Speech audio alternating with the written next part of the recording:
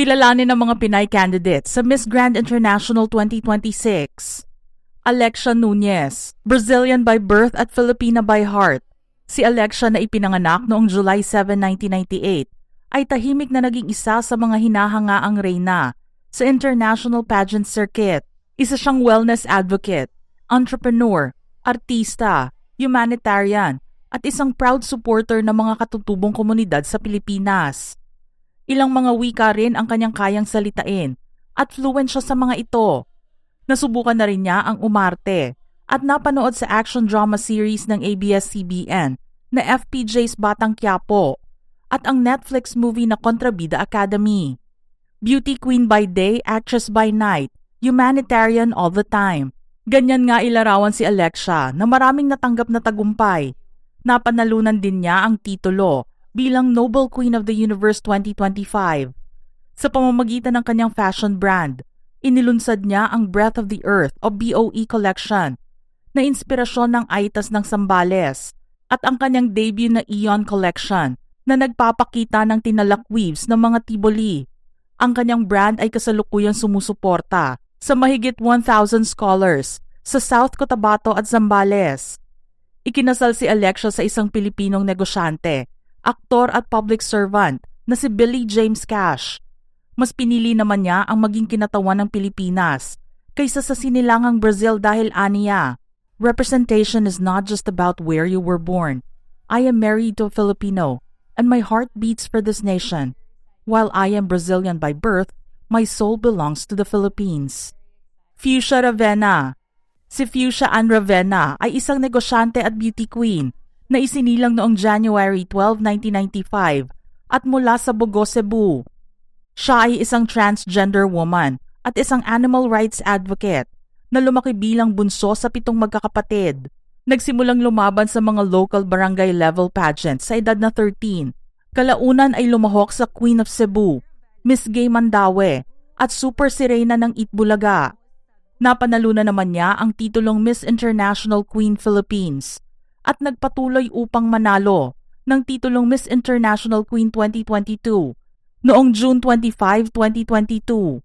Siya ang ikatlong Pinay na nanalo ng prestihiyosong titulo, kasunod ni na Kevin Balot noong 2012 at Trixie Maristela noong 2015. Dahil sa inspirasyon ng kanyang matalik na kaibigan, sinimulan niya ang kanyang transition into womanhood pagkatapos lumaban sa 2013 Queen of Cebu. Pagkatapos harapin ang mga unang hamon sa pag-access ng hormone replacement therapy, pinondohan niya ang kanyang medical transition sa pamamagitan ng sarili niyang poultry business.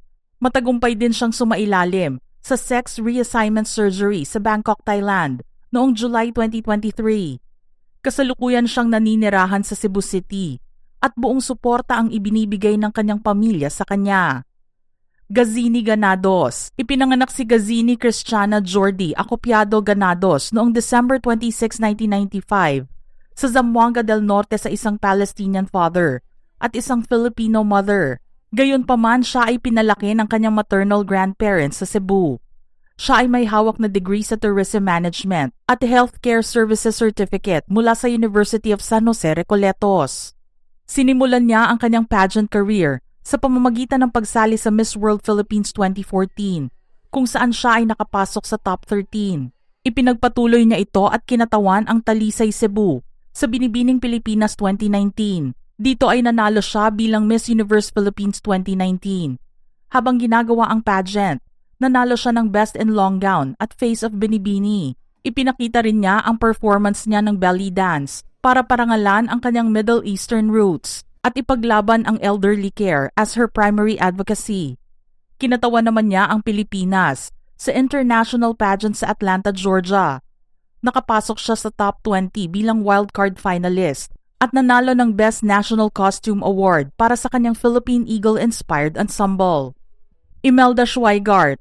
Si Imelda ay isang Filipino at German beauty pageant title holder na nanalong Miss Philippines Earth 2016.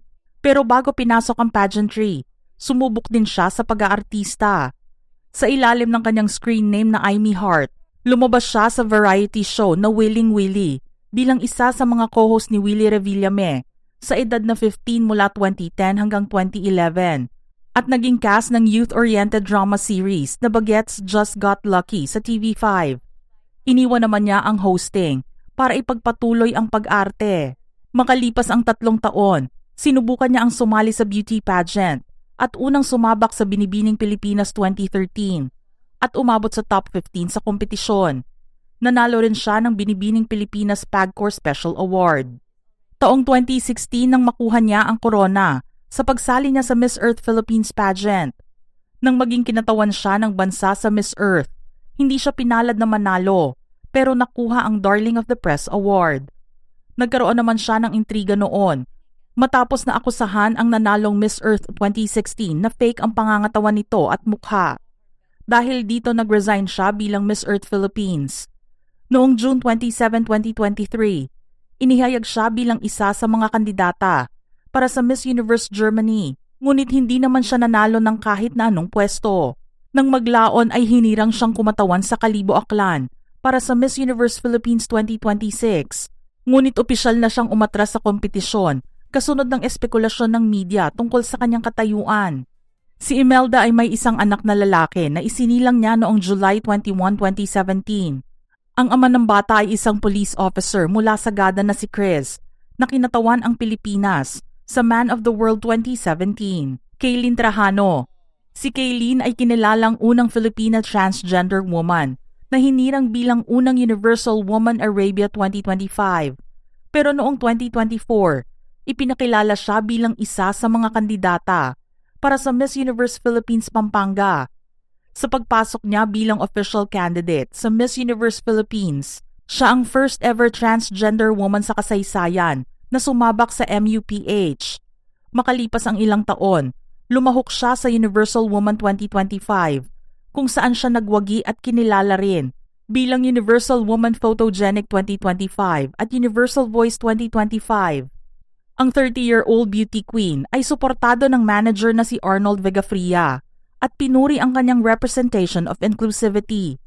Sa panahon naman na kailangan niyang tugunan ang mga sexist remarks, isang peaceful approach ang ginagawa ni Kaylin na nagsasabi na ang mga nasa receiving end ay dapat iwasan ang pagkakalat ng negativity online or in person. Siya naman ang bagong endorser para sa Dream Skin Manila at nabigyan ng feature bilang cover star para sa March-April issue ng Village People. Mga ka-showbiz peeps, ano ang inyong reaksyon sa ating listahan ngayon? Share your thoughts in the comment section below.